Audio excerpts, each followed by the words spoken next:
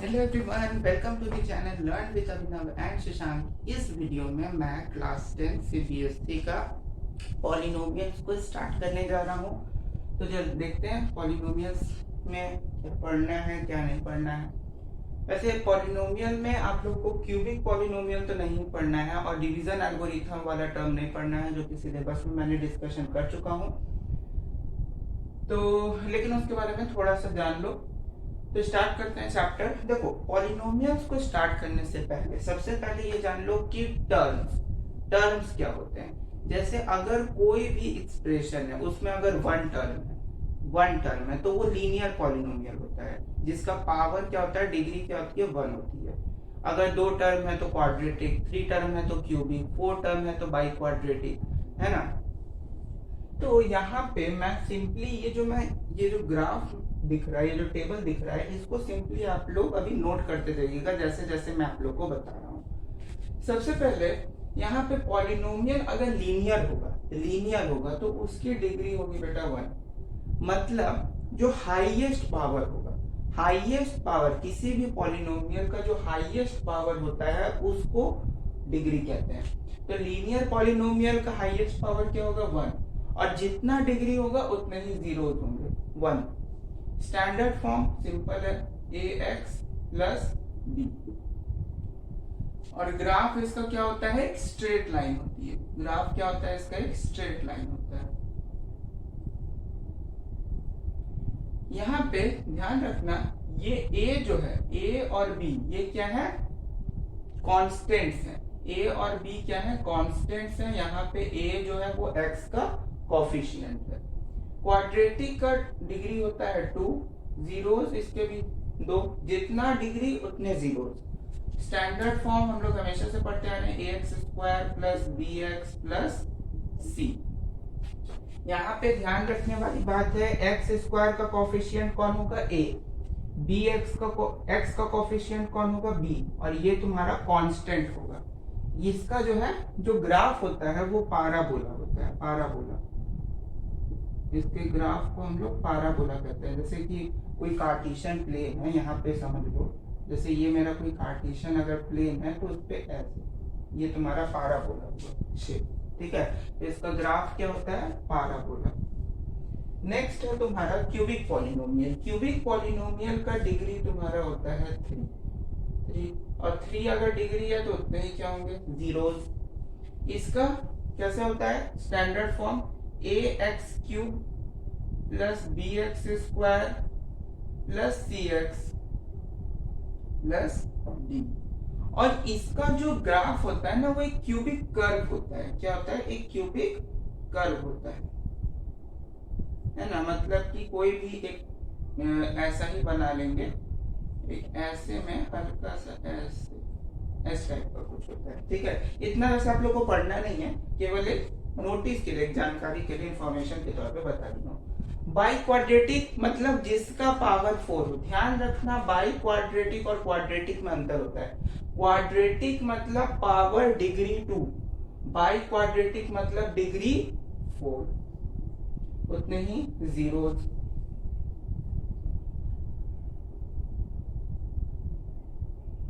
और इसका क्या क्या हो जाएगा, जैसे a x to the power four plus b x cube plus c x square plus d x plus, और इसका ग्राफ क्या होता है, पाराबोला। इसका भी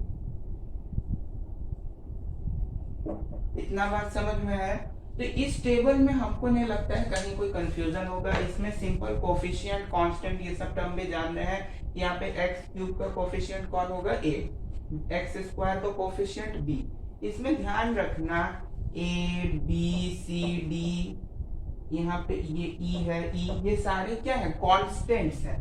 जैसे कि अगर पूछेगा इसमें, इस वाले फॉर्म में अगर पूछा कि x पे पावर 4 है, इसका कोफिशिएंट क्या है तो a, एक्स स्क्वायर का कोफिशिएंट क्या है तो c।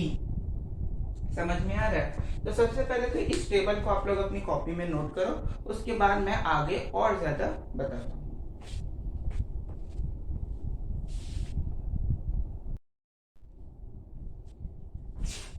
तो अब हम देखते हैं zeros of the polynomial and graphical representation of zeros. देखो जीरोस ऑफ द पॉलिनोमियल का मतलब क्या होता है कि मान लो कोई एक क्वाड्रेटिक इक्वेशन में लिखता हूँ, जैसे लिखा मैंने ax² plus bx plus c, ये एक स्टैंडर्ड फॉर्म हुआ किसी पॉलिनोमियल का। इसी के बेसिस में मैं एक एग्जांपल से आप लोग को समझाता हूँ कि जीरोस ऑफ पॉलिनोमियल होता क्या है। जैसे मान लो मेरे पास कोई पॉलिनोमियल कौन सा 2x² प्लस 3x प्लस 6, ये कोई पॉलिनोमियल है। अब जीरोस ऑफ द पॉलिनोमियल का मतलब होता है कि x, जो x है, इसके प्लेस पे ऐसी कौन सी वैल्यू डाली जाए, ऐसी कौन सी वैल्यू डाली जाए कि इस पूरे पॉलिनोमियल का जो रिजल्ट है, इस पूरे पॉलिनोमियल का जो रिजल्ट है वो क्या आ जाए, जीरो। मतलब x के प्लेस पे कौन सी वैल्यू डालूं जिससे इस पूरे पॉलिनोमियल का रिजल्ट क्या आ जाए, जीरो आ जाए। तो अगर बात समझ में आए तो अगर ध्यान से देखें 2x² प्लस 3x प्लस 6 है, तो अगर मैं यहाँ x के प्लेस पे ध्यान दीजिएगा, अगर 1 डालूं, जैसे यहाँ पे x का कुछ वैल्यू डालना होगा, x का जो यहाँ पे वैल्यू डालोगे वही सब वैल्यू यहाँ डालना होगा, और वही होता है जीरोस ऑफ द पॉलिनोमियल। मतलब x का ऐसा वैल्यू जिसको डालने से इस पूरे टर्म का, इस पूरे पॉलिनोमियल का रिजल्ट क्या हो जाए, जीरो हो जाए, तो उसको जीरोस ऑफ द पॉलिनोमियल कहते हैं। ग्राफिकल रिप्रेजेंटेशन मतलब कि जैसे कोई भी लाइन, कोई भी अगर ग्राफ एक्स एक्सिस को जितनी बार कट करेगी, किस एक्सिस को, एक्स एक्सिस को, जैसे मान लो ये मेरा कोई ग्राफ है, ऐसे ऐसे ऐसे, तो इसमें ये जो मैंने एक पाराबोला बनाया, इसमें ये एक्स एक्सिस को जितना टाइम्स कट करेगा उतने ही मेरे क्या होंगे, जीरो। जैसे इस क्वाड्रेटिक पॉलिनोमियल का जो जीरो होगा वो 4 होगा, 1 2 3 और 4। जितने टाइम ये एक्स एक्सिस को, किसको, एक्स एक्सिस को कट करेगा उतने क्या होंगे, जीरो होंगे। जैसे अगर मैंने ये इस पॉलिनोमियल का कोई जीरो नहीं होगा क्योंकि ये एक्स एक्सिस को कट ही नहीं किया, लेकिन अगर ऐसे तो इसका एक जीरो होगा। समझ में आया? तो मतलब सिंपल है कि अगर एक्स एक्सिस को कट कर रहा है तो जीरोस होगा, एक्स एक्सिस को कट नहीं कर रहा है तो जीरोस नहीं होगा। तो यही था ग्राफिकल रिप्रेजेंटेशन ऑफ जीरोस, बस।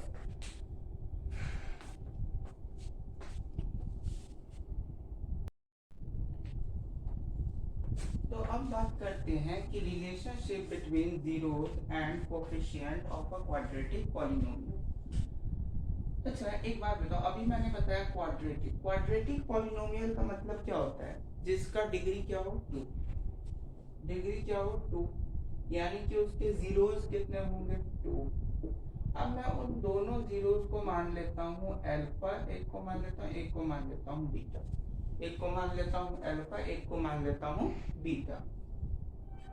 तो इन दोनों जीरोस का है ना कुछ प्रॉपर्टीज है ना। पहला प्रॉपर्टी है आपका सम ऑफ जीरोस, यहाँ पे आप लोग देख सकते हो, पहला प्रॉपर्टी है आपका सम ऑफ जीरोस और दूसरा प्रॉपर्टी है आपका प्रोडक्ट ऑफ जीरोस। ये दो प्रॉपर्टीज को आपको याद रखना है, ये दो प्रॉपर्टीज को आपको याद रखना है। पहली प्रॉपर्टी है कि अगर हम लोग सम ऑफ जीरोस करते हैं, मतलब अल्फा और बीटा को क्या करते हैं, जोड़ते हैं, तो माइनस बी बाई ए होता है। अब ये माइनस बी बाई ए क्या है, समझो। जैसे कोई एक पॉलिनोमियल हमको दिया ax² plus bx plus c, तो ये minus b by a, c by a कुछ नहीं, ये जो कॉन्स्टेंट्स है ना, ये अगर हमको अल्फा प्लस बीटा निकालना है तो निगेटिव कोफिशिएंट लेंगे x का, किसका, x का, निगेटिव कोफिशिएंट ऑफ x यानी minus b by a, negative coefficient of x by coefficient of x square. ये तुम्हारा होता है sum of zeros, minus b by a. दूसरा है तुम्हारा प्रोडक्ट ऑफ जीरोस, दूसरी प्रॉपर्टी, जिसमें अल्फा इंटू बीटा क्या होता है, सी बाई ए। सी तुम्हारा क्या है, कांस्टेंट टर्म। अभी मैंने बताया कि सी जो है वो कांस्टेंट टर्म होता है, और इसमें भी आपका ए जो है वो coefficient of x square, coefficient of x square. तो alpha into beta c by a, constant term by coefficient of x square which is a. Alpha plus beta minus b by a, negative coefficient of x by coefficient of x square. Okay, तो यही दोनों जो है properties है, क्योंकि दो zeros हैं। Cubic होता तो एक आप लोग का गामा जुड़ जाता है ना। क्यूबिक पहले था, क्यूबिक पॉलिनोमियल भी अगर पढ़ना होता तो उसके तीन प्रॉपर्टीज होते हैं। एक होता है alpha plus beta plus gamma, एक होता है alpha beta plus beta gamma plus gamma alpha, एक होता है alpha into beta into gamma. तो वो आप लोग को पढ़ना नहीं है, वो हट चुका है। तो यही दोनों प्रॉपर्टीज बस आपको पॉलिनोमियल्स में जान लेने हैं। इतना जान लिया, पिछला जितना बताया उतना हो गया और खत्म हो गया आपका ये चैप्टर। और इसके अलावा इस चैप्टर में और कुछ है ही नहीं। तो चैप्टर तो यहाँ पे आप लोग का मैंने वन शॉट में थोड़ा बहुत कोशिश किया कि समझा दूं अच्छे से चैप्टर, कि मोटा मोटी चैप्टर में है क्या। तो आज की इस वीडियो में इतना ही। वीडियो अच्छी लगी हो तो लाइक कीजिएगा, चैनल को सब्सक्राइब कीजिएगा और अगले अपडेट का इंतजार कीजिएगा। Thank you.